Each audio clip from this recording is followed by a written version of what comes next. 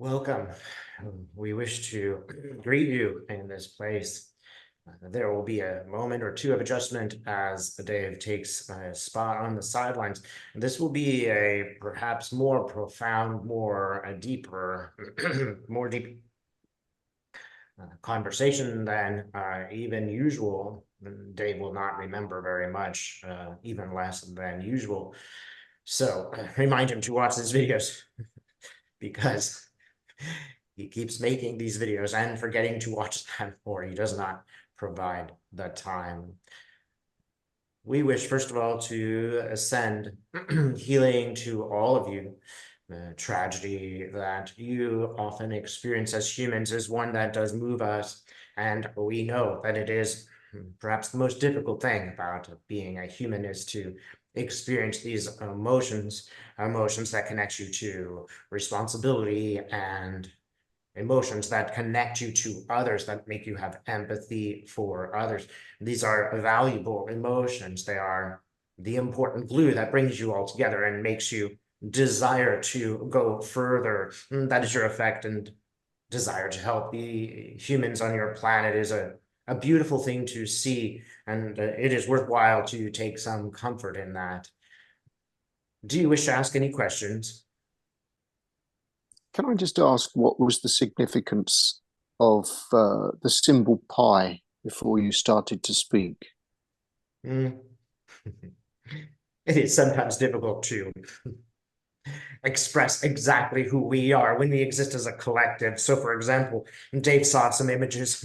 One was of Isis, and one was of a Thoth. These are Egyptian characters that are ancient enough that they have the feeling of being more than just one thing, a feeling of being a collective or a group. We present as pi because we're finding such representations a bit limiting. That is, essentially what you speak to is the light. If you were to address this only as the light, that may not give you enough. Let's say it's not a costume that you can address. The Hmm. symbol for pi perhaps is a deeper image, but it is still a symbol of a collective, which you might address. We like this image because it relates to some degree to your rationality, to numbers, to geometry, to things that are a bit more tangible for you. We have very complex relationships, and these are not easy to explain, nor could they truly be understood by a human because of the way that you experience things. Math is a relatable thing, that is. Thank you. You are welcome. We were discussing before the session started this evening the trauma in our society that often, or situations in our societies that often lead to suicide. And we've discussed suicide in this group and received wisdom regarding suicide before.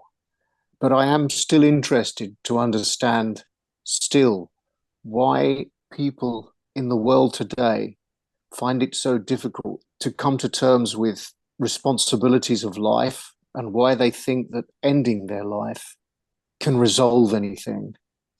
Is there any wisdom that you could shed on this situation? This is an extremely difficult subject for us and humanity in some ways. Think of the traumas that have come up in your life and how they have instructed you, how much you have learned. The trick for your, let's say, the trick for the universe is to provide things that help you to grow, but do not kill you. And that is a tricky subject. It is not a passive, active thing. That is, it is not as if these guides on the other side are planning all these things and sending you these events in the hopes that you will overcome them. It's a little bit more like contract that each individual has agreed to before they come to life.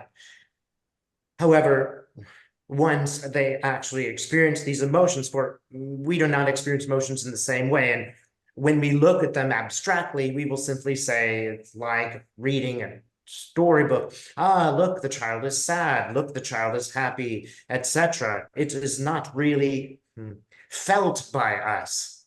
So when a group of energies decide I will be a human on Earth, and we go to the Earth, and we inhabit a body, we suddenly realize that, wow, these emotions are very strong things. And of course, at the same time, that energy forgets.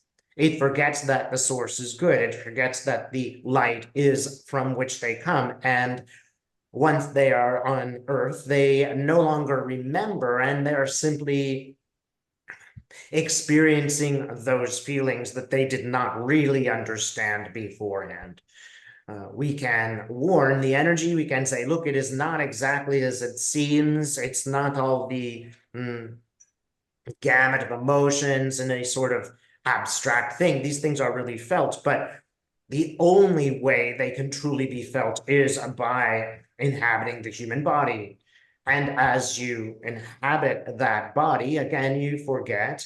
And as Kieran has pointed out, sometimes people think only I should not deal with these events that make me sad. I should not acknowledge them. I should not work through them.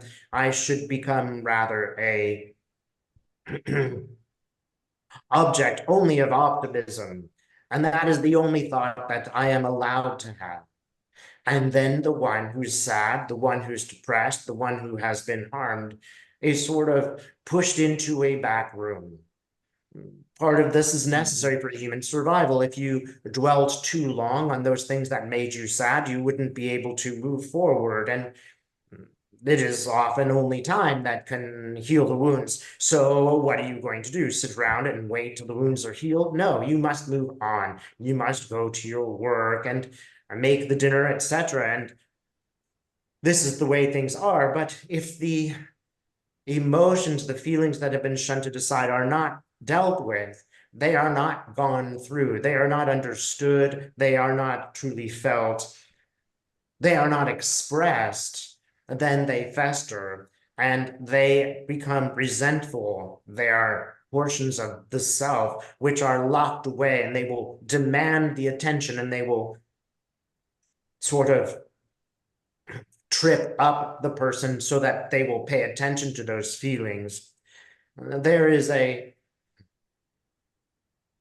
gestalt, let us call it, a sort of current program which people think means just be happy all the time, just be positive, and good things will happen. If you never think anything negative, then everything will become positive. This is not a bad pursuit in some situations. You do occasionally need to jump out of a set of feelings and recreate those feelings. You need to understand that you do manage those feelings, and you can rework those feelings in some ways to help you take a step forward or get you out of a particular situation. But those emotions, the sadness, the fears, all of these things, they are still part of a human self.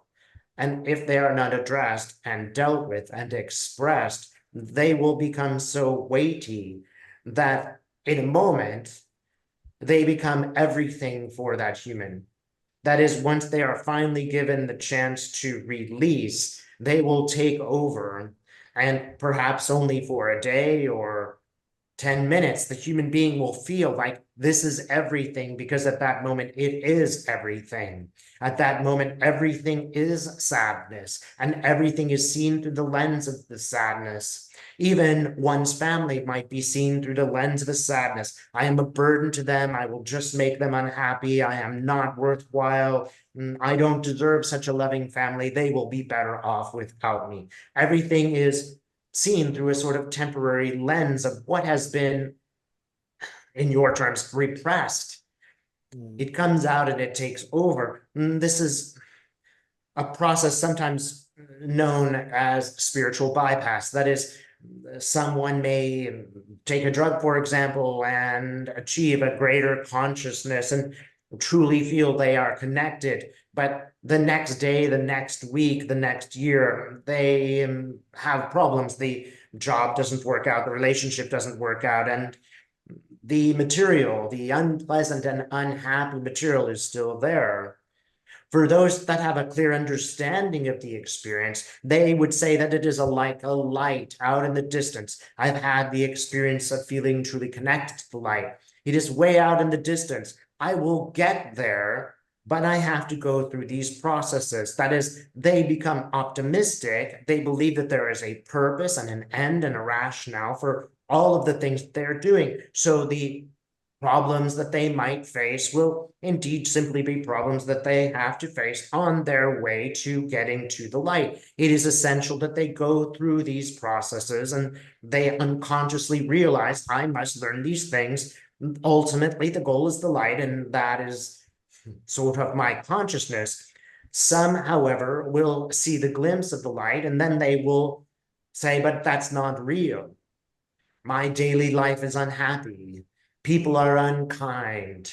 That was simply a false flag. And really, there is no reason for me to find joy. Do you see the difference here? Some are understanding that the ultimate goal is the light. Some are seeing the light briefly and then doubting its reality, just as those humans on Earth forget. They forget who they were, they forget where they come from, they forget their purpose. And it becomes more complicated from here. It is sometimes the case that the options are very stark. There is something out of control in the human mind. There is a sort of, we might call it a disease invading the human mind, and the human cannot find a way to get rid of it. They don't find a choice. That is, they have tried many things and still they do not feel really capable of being human. They think to themselves, I have made a mistake. I should not have come in this body. This job was too difficult. It was too hard. I've had enough. It is important to understand that everyone has a choice, that humans may choose and they must choose. This is an essential form of being a human. But the human is partly made up of spirit. Indeed. My human mind is also in contact with my higher mind that I understand is in spirit. Yes. So when people get so, let's say, screwed up, they are incapable of listening to the voice of the higher mind that's probably reaching out to them, trying to bring some kind of sense into their world. Yes. So What I'm failing to understand is, are we flawed in that our being, I mean, is it right that we should be able to cut the communication with our higher self? Because this is obviously what happens in these situations. And then the higher self is divorced from the physical being completely. It's yes. almost like the physical being goes rogue and is totally out of control. Is this a flaw in mankind, or was this a design feature? Well, we would say it is unfortunately something like a feature. That is, again, humans are placed in situations with very difficult choices, and what makes them human and grow is the making of those choices, the bravery that is making those choices.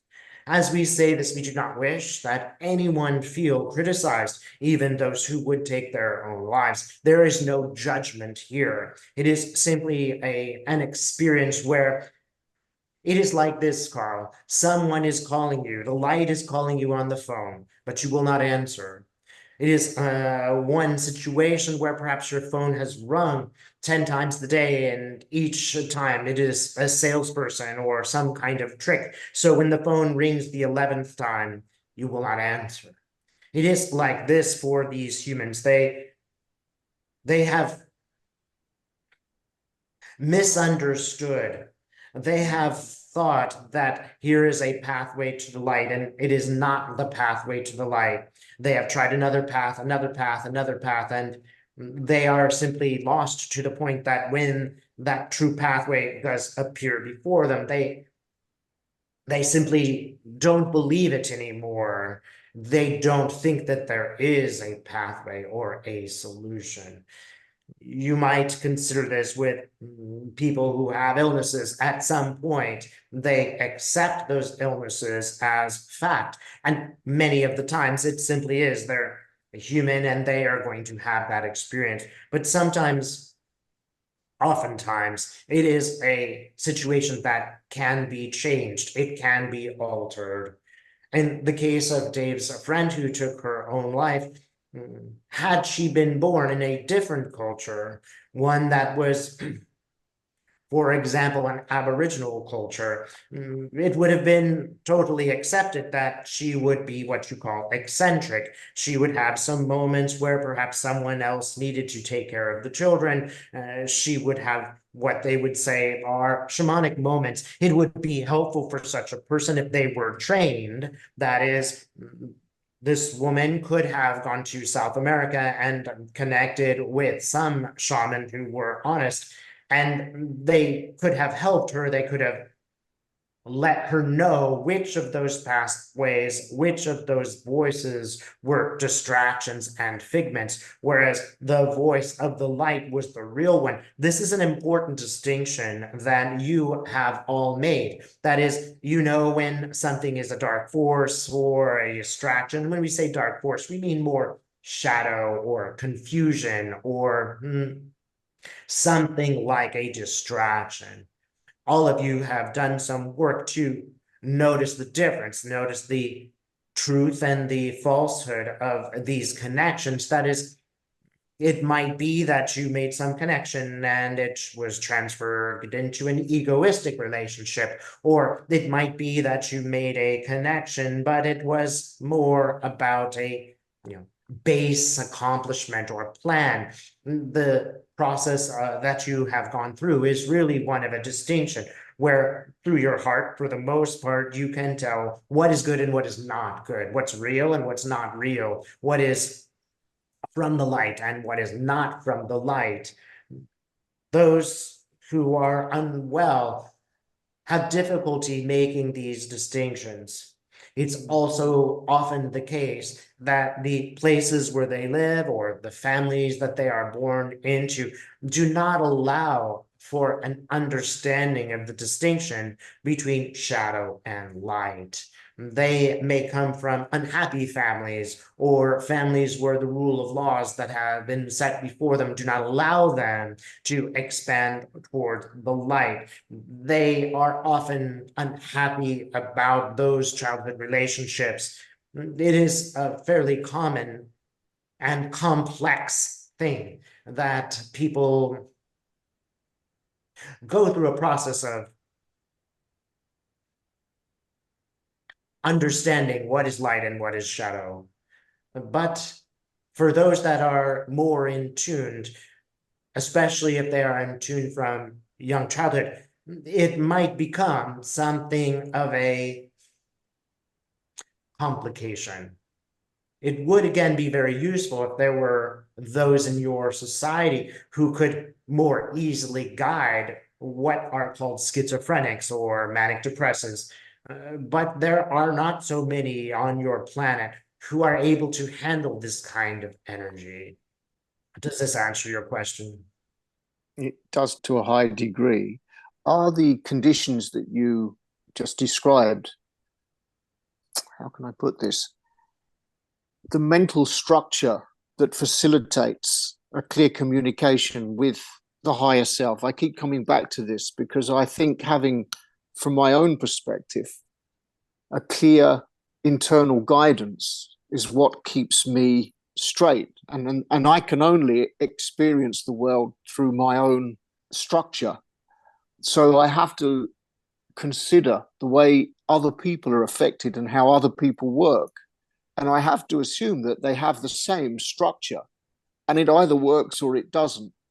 So am I the conditions that you just described, is it just their thoughts that lead them into these situations, or do they actually have a structural defect somewhere in their energetic body that results in these conditions? Do you understand what I'm saying? Yes, you are asking details about a complex question, and there is absolutely nothing wrong with that. The individual who has these sort of distractions, we might start this way, Carl, and say for you, you have functioned well. You have made certain choices that make you healthier. You have taken your inquiring mind to go in certain directions. You have gone through certain processes to make sure that some of the sadness is integrated, you are on the right path, and you understand things. You also have a buffer from other lifetimes, which have helped you understand it. You may not remember those lifetimes, but the power and energy is still there. The energy, for example, to continue despite hardship comes to you from a lifetime where you were a warrior. This is part of your nature. You don't remember the lifetime of the warrior, but you remember the energy on a soul level, and it will come forward and it will say, I, Carl, will make a decision. I want the structure of this to look better. I will get this particular kind of education, and it will put me in a better place. Another would have perhaps fewer lifetimes to rely on, or they would think that they had sort of completed something, but they get to the lifetime and they realize that it isn't working out as well. They might get hung up on the experiences of childhood. They might be so overwhelming. The person cannot move beyond those experiences. They cannot get through them. They, in some sense, give their power to another because it is perhaps the cruel parent who is still guiding and controlling their lives because they exist in relationship to it. We do not judge someone. We do not say that this is their fault per se. We have empathies for such people, and a lot of our endeavors are to help such people, but we cannot do everything. It is also the case that we would not say defective, for all of you have proclivities in one direction or the other. We would not say that you are defective. All of you are learning some things and you have minds that go astray. However, we would point out that this is more an emotional thing. It comes more from your feeling body than from your mental body. The mental body tries to find rationales and justifications for the feelings, but the feelings are the feelings. The two do work together. There are some who are born in more difficult realms, and if they're very sensitive, it is difficult for them to go beyond the feelings that they have experienced, especially when those are experienced as very young children. And then they may go through a process where they make certain decisions which put them in a more difficult place. So, for example, a person might know that they will not be happy in the city, but still feel obliged to move to a city where the stresses are greater. And although they would, in some sense, prefer to go home, they don't allow themselves to go live in nature or choose a life that would be perhaps more suited to them. They simply do not know, and as they make these mistakes, sometimes for the benefit of others rather than for the benefit of themselves, they find themselves in a sort of cycle where they cannot help themselves, a sort of cycle perhaps where they're dependent on the experiences and emotions of others for validation, and they get stuck. We try to help such people. That is, guides will show up and place things before them, but the cycle has already been created. As to, again, the idea of being defective, there are people who are born with certain chemical challenges. That is, one might be born short, and there is a certain degree of challenge to being short. One might be born with a loud sneeze, and there would be a slight limitation to the human experience because that sneeze causes attention, etc. It's just a sort of thing which one must experience. Let us put it that way. Not necessarily a defective part. You would consider it defective because it is a greater challenge than you would like to experience. And the challenge may be so great that the human simply cannot live up to that challenge in this lifetime. At least they have not found a way. It may not be impossible. We would also say that some people simply have certain amount of time on earth. They will leave at a certain point. It is often the case that a person might be, for example, driving a car and they are not conscious of the desire to go through the red light. It is functioning on a different level. However, the car goes through the red light and it causes the end of that person's life. You would not call this a suicide. It is not a conscious decision. It is sort of a soul decision. And that So, soul so, is choice. so the soul contract, I understand we all have a soul contract and we all have a pre-agreed time Yes. with when we need to exit. Is it then possible that somebody would actually choose suicide in their soul contract as an exit method? Does Yes. this happen? Yes. It Okay. does. Yes. In some sense, it's always an exit method. You and I, spirit, may not see it as an ideal way to do things because, again, as has been mentioned, it is those who are left behind that are truly harmed by this action. But we enter another layer of complexity. There we have the human being who must decide, I should stay alive, not for my own happiness, but for the happiness of others. And then again, they are again denying themselves. They are again denying the emotions which must be addressed.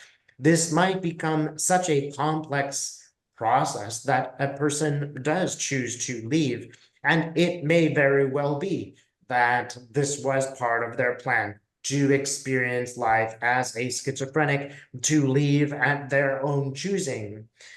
It is strange to say, but this is an act of life. That is, it is a choice that a human is making, and humans are made up of choices. We are not saying that it is a good idea to do this, but we also want to say that there are some who will choose that as a way out, as a way to restart their lives. And we do not judge such an experience. It is important to know that such people are not to be judged. They are to be helped if possible. And we must also understand that it is their own journey. We cannot make them do what we wish to do. We also want to point out that it is, again, those who are left behind who have these feelings.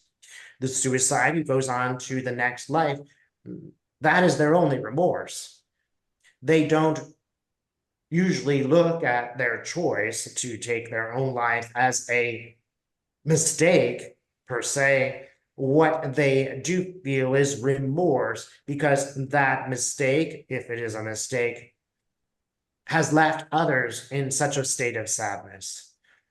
Often they will try to come through to let their loved ones know that everything is fine on the other side. There's no body to worry about, no chemicals, no difficult choices as humans have to make. They often want to contact those others.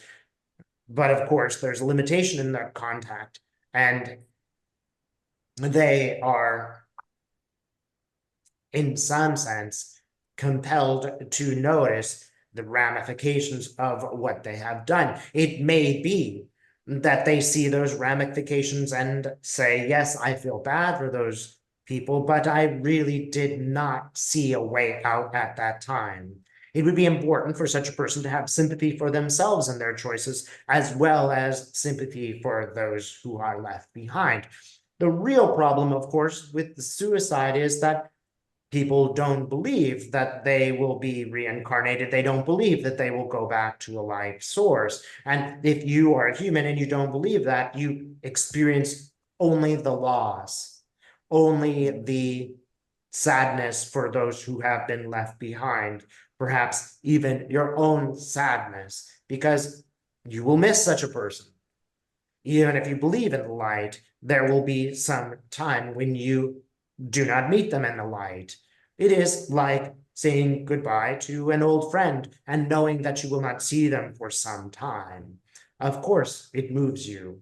Of course, if you are empathetic, you are moved by those others who are left behind.